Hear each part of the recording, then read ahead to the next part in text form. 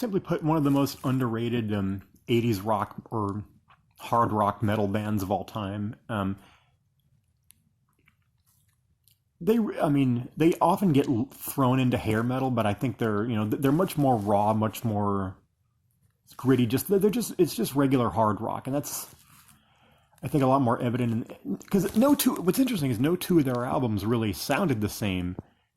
Like the first one, "Breaking the Chains" from '82.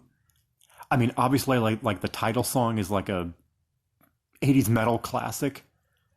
And it sounds a little ahead of its time. It sounds like it could have been out of like 1988 or '89, but you could tell like what defines '80s metal hadn't really gotten off the ground yet, because it is still a little more like just typical AOR, '80s rock, album rock.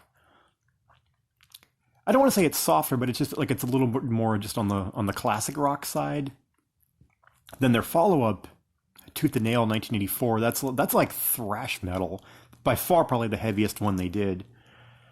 Interesting, like my favorite off of that is called "Heartless Heart," which is like wasn't one of the hits. It's just kind of on there. Now, if you're into like the arena sound, like the pop rock stuff, personally, my favorite is the one after that, "Unchain the Night" from '85. Literally every song on that's good. It's a little more on the pop side, a little more arena rock, but not. But it's still really heavy. I mean, certain songs in particular. That could have been like a "Slippery When Wet" or "Hysteria," again, if it had just come out a few years later. But because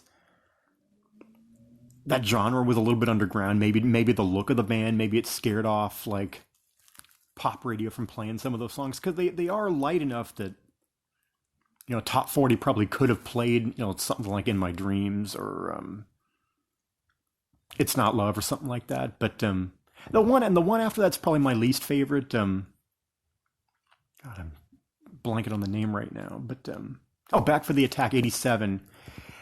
It's a little too long, and there's some of the songs, at least in my opinion, are kind of like filler-esque, but some of them are really good too. That's a little more like, just, I guess you could just say it's just typical '80s hard rock. That the Dream Warriors is on there. It's at the very end, but